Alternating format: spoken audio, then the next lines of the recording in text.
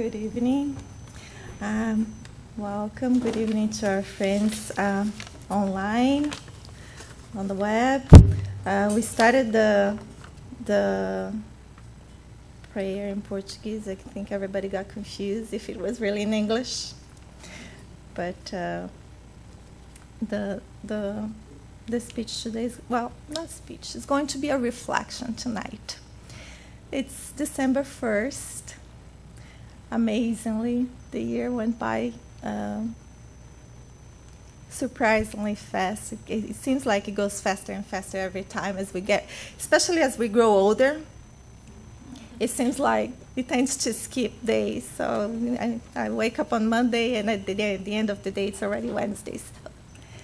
But December 1st, and especially here in U.S., after Thanksgiving, everybody starts preparing for Christmas. And if you notice the song, it starts to look a lot like Christmas. That's the Christmas Carol. And we decided to change it a little bit to make it, it's beginning to feel like Christmas. And we did that because when the song says it starts to look like Christmas, and it starts to look like toys everywhere, the lights go on, and everybody starts thinking about gifts. And we start, as Eduardo told us here, when we start studying, we learn a lot about Jesus' birth, and we can learn about the dates, and we can learn about the meanings, and we can learn about a lot of things through our studies. But today the reflection is going to be about feelings. I think there's plenty of research, books, YouTube speeches that you guys can watch that's going to talk about what Christmas means, the date, what it means. But the reflection tonight is going to be, what does Christmas feel like to me? And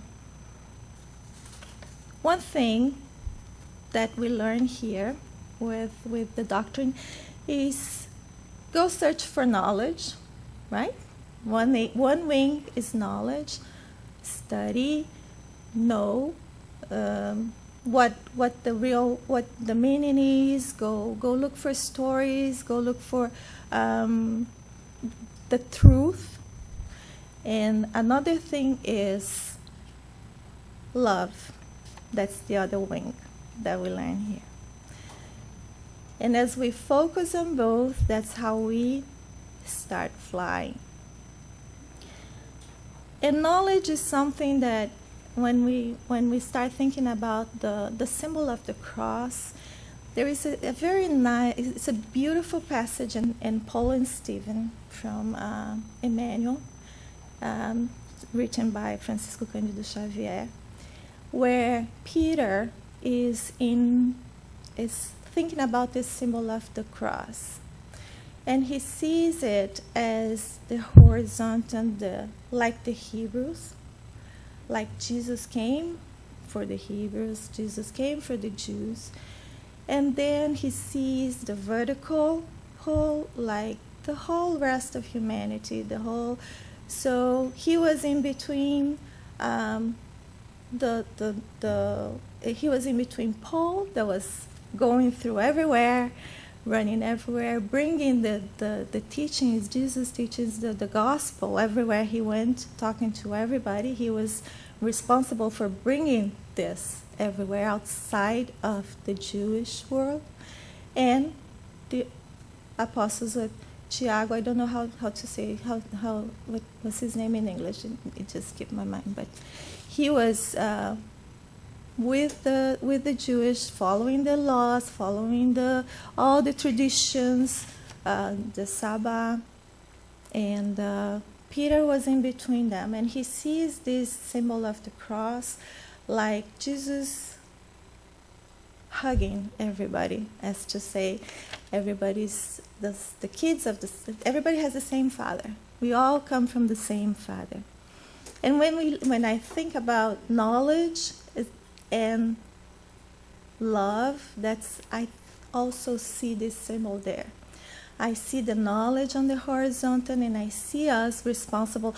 Our feelings are supposed to go up, like the trees. We start lighting up, and we start learning. We start gathering information, and we start bringing it up inside, bringing it to ourselves, to our hearts.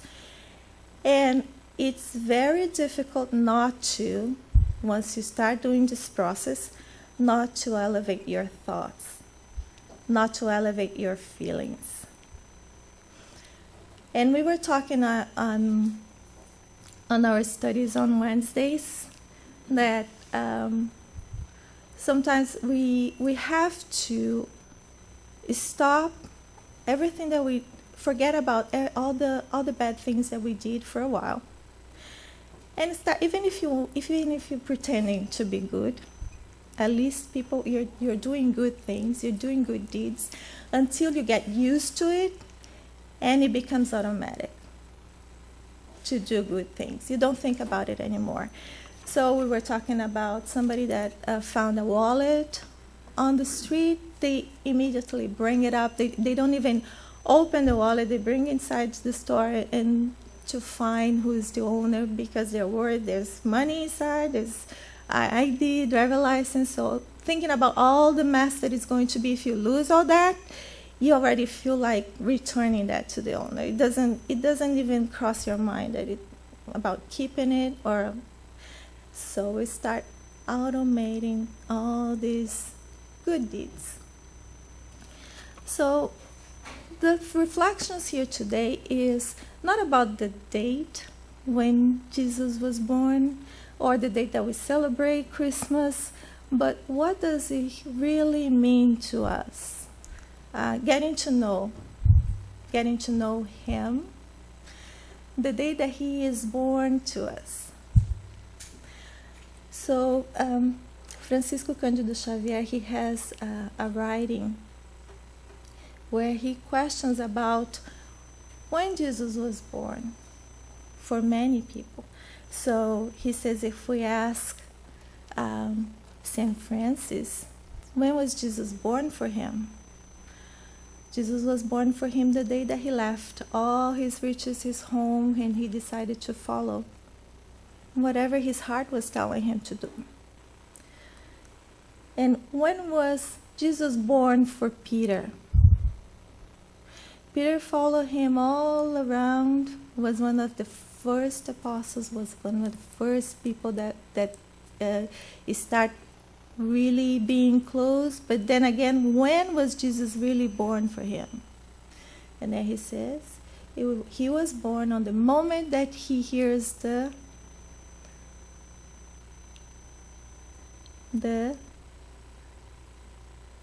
when he denied 3 times, when not the rooster sang, wasn't it? Wasn't it what Jesus said? Before you hear the rooster sing in the morning, you're going to deny me 3 times?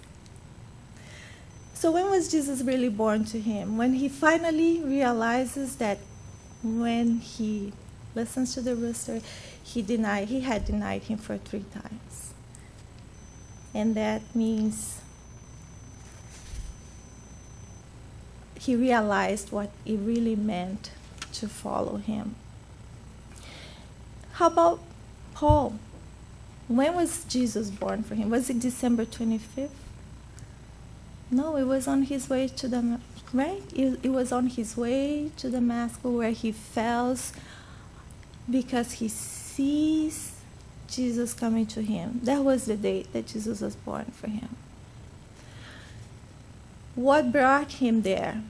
He was a spirit that was persecuting all the Christians. He was killing. He was ordering to be stoned all the followers, Jesus' followers.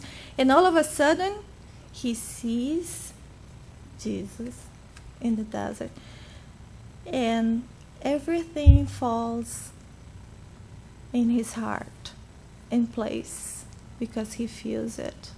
It's not because he knew by the book or by the laws that he was studying for years and years and years trying to find the meanings of the Torah. No, he feels in his heart that this was the Messiah, right?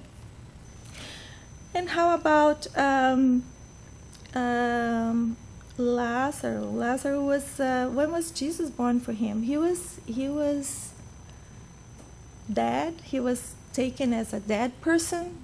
He was taken to, they used to put all the corpses in a cave, right, at that time. So Jesus told them to open the cave and call him outside. Was it like that? So that was the day that Jesus was born for him. So that brings us the question, when does it happen to us? When Christmas happens to us? Or when is it going to happen? Is it December 25th? No. It's going to be the day that we finally feel him or feel the message that he brought. Because the message was bigger than him. The message was a lot bigger than any of us. And the message existed before him. It's a message of a creator, of a primary creator, right? If we think about it, the teachings that he brought are eternal. They're based in love. They're based in a higher intelligence that is primary to everything and everyone. It's not about one name. It's not about one person. It's not about one spirit coming and okay, he's the governor of the planet. I mean, what does it mean for him?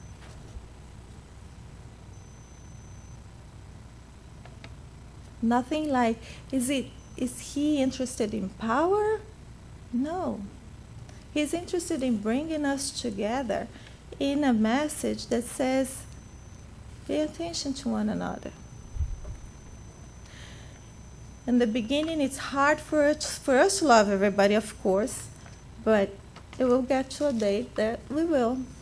It will get to a day that we will know everyone.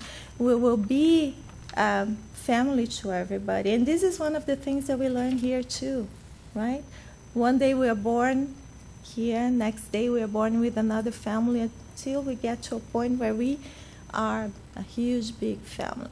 And sometimes you meet people, and because of the thoughts, because of the feelings, because you feel a natural empathy or you feel a natural affection, that you know in your heart that you've been family forever, that you've been with this person for the longest time, for eons of lives. And it's so nice when it happens. And it will tend to happen all over and over again, hopefully more and more again as we grow. And I think this is a very consoling message that is brought to us. Everybody here will die. We all know that. I will. And this is the only thing that we are sure about. But knowing that you're going to leave and that people who love each other will attract each other in the universe. Once you fall in love with somebody, you will never grow apart. Doesn't matter if you are in one planet or the other. Doesn't matter where in the universe you are. Your kids will be your kids forever. You will love these people and they will be with you. You will find each other no matter what. The message that he brings are, don't worry. There is a higher intelligence taking care of it. You go close to the ocean, you look at you look at that big, huge thing, and you feel like a speckle, right? Think about the universe. What is the Earth in this galaxy of millions and millions of suns? So why are we worrying so much? Why are we competing so much? Why are we fighting so much? For what? A piece of land? For proving an idea? Trying to prove that we are right? What for? Right? So these are reflections that I think it comes towards the end of the year when we start thinking about, okay, it's Christmas, it's time to give gifts. Why not giving the gifts of ourselves? Of our real selves? Why not give the gift of being nice to each other? There's no price to it. It's priceless. It's not MasterCard, but it's priceless. And reflections like this takes a toll on us. It takes courage. It takes a lot of strength to forgive. We have to forgive. It takes a lot of courage. It takes a lot of strength to be grateful. To hug each other. It takes a lot of time to get used to that. For me, the first time I came here was like, oh my gosh, really? For real? Hugging everybody like this? Especially here? You don't do that. And then you start doing it, and then after 3 months, you're like hugging for 10 seconds each person. We spend 40 minutes hugging here. And it feels so good. You exchange like from your heart. You feel the other person's heart beating close to yours. It's a fantastic experience. And you start feeling better and better. And of course, all the diseases get better. And you know that if you die because of this disease, your soul is getting better. Your soul is being healed. So may the next body be pretty and slim and blonde, blue eyes, but it doesn't matter. The reality is, the more we live, the more we learn. And the longer we are here and take advantage of this time and of these people that are around us, the more we create this strong links, these strong feelings.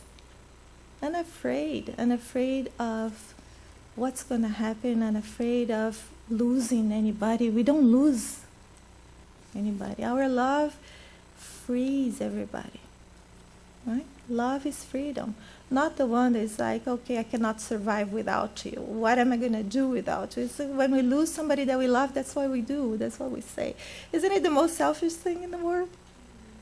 The person passes, goes to a new place, it doesn't understand, sometimes they don't even have an idea that they're dead, and we are thinking about what's going to be of my life here. Reflections for December, reflections for Christmas time.